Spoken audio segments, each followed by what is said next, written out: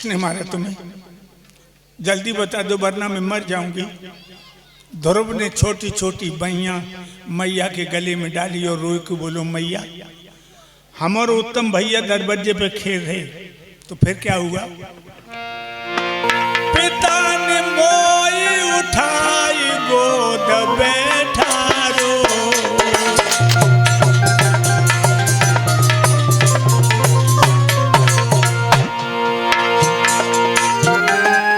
पिता ने हमें उठाई गोद बैठा रो, मौसी ने पकड़ी पाँव ढकेला मारो।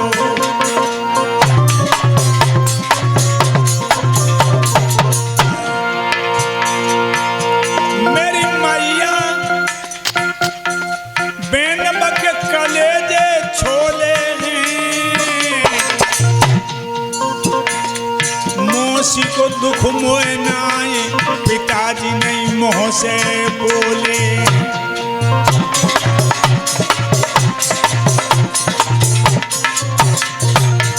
अब तो सुन बेटा के बेन, मैया की छाती फट गई है। अब तो सुने के लला के बेन, अभागिन की छाती फट गई है।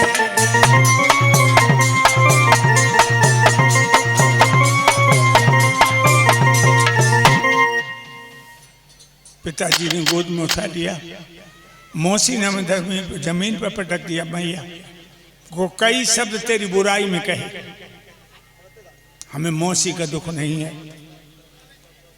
दुख यह है कि पिताजी ने कुछ भी नहीं कहा। रानी सुनीत का हृदय विदीर्ण हो गया, लेकिन बड़ी हिम्मत वाली थी लोगों।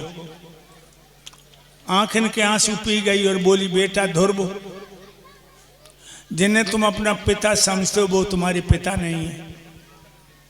ध्रुव चौंक करके बोला माँ फिर मेरा पिता कौन है? मैया रो के बोली बेटा तेरे पिता ओम है, राम है, ईश्वर हैं, भगवान हैं, परमात्मा हैं, परमेश्वर है। और वो तेरे पिता नहीं सारे जीवों के पिता हैं। जब बाप की गोद में बैठ के तू अयोध्या का राजा बन जाएगा, लेकिन भगवान की गोद में अगर पहुंच गया तो 84 के चक्कर से छूट जाएगा। ध्रुव कहने लगे मैया तो मेरे राम कहाँ रहते हैं? मैया बोली बेटा हर जगह मौजूद है पर नजर आता नहीं, योग साधन के बिना उसको कोई पाता नहीं। अभी तुम छोटे हो, बड़े हो जाओ, जंगल में भजन करने जाना, वहीं तुम्हारे राम तुम्हें मिल जाएंगे। ध्रुव जी कहने लगे मैया सियाना हो जाओ। मैं तो सियाना हो गया, यदि मैं ध्रुव हूं तो ध्रुव ही बन के रहूंगा। माँ तुम मुझे जंगल में जाने की इजाजत दे दो, मैं 6 महीने के अंदर अंदर अपने राम को ढूंढ के लाऊंगा। माँ मैया कहने लगी बेटा तेरी बाली उम्र है, तेरी बाली उम्र है,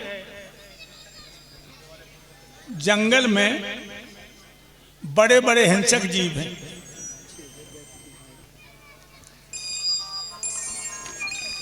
जंगल में बड़े बड़े हिंसक जीव हैं।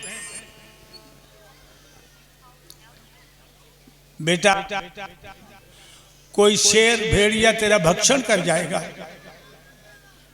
ध्रुव कहने लगे मैया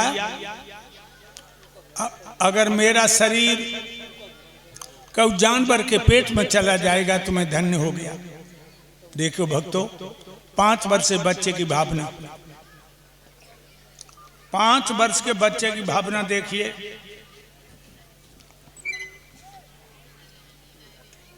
और ये बिल्कुल सच है लोगों। हर भर सापण जीवना पर स्वार्थ समाए, दादू मरनो बाँ भलो जहाँ पस पक्षी खाएं। जीवन तो सफल इसी में है कि परमात्मा का भजन करो और जसरित जितना परोपकार कर पाओ उतना करो। मरो तो कहाँ मरो, परिवार में न मरियो। जब मुद्दे तुम्हें चैन तब मरने तो ना देते, तुम्हारे तो प्राण ने कर रहे चकी आई रही। और लला पूछ रहे बैंक वाली कापी कहाँ धरे जाते।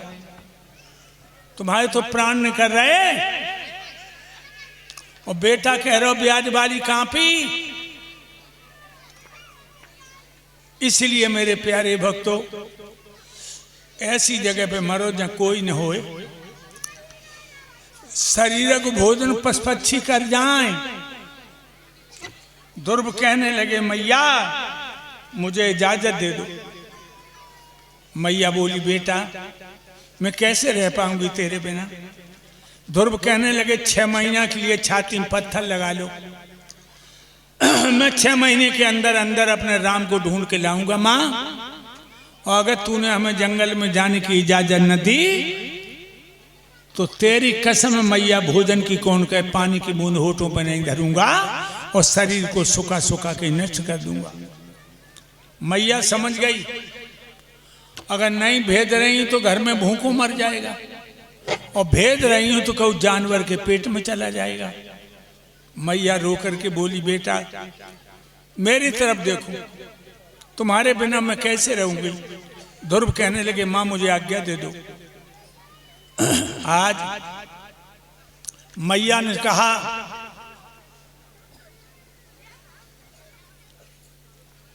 राम के नाम पर इसे न्यौछावर कर दूं। हट देख के अब कुमर की गद गद शीतल बाणी भई, इच्छाओ पूर्ण लाडले आशीष दे आज्ञा दई। मोह निठुर मैया को कन्हैया दर्श फिर मोह दीजिए, सब छोड़ खटके जगत के तू भजन वन में कीजिए। जाओ बेटा। ध्रुव ने पैर छुए मैया के और जंगल के लिए चले।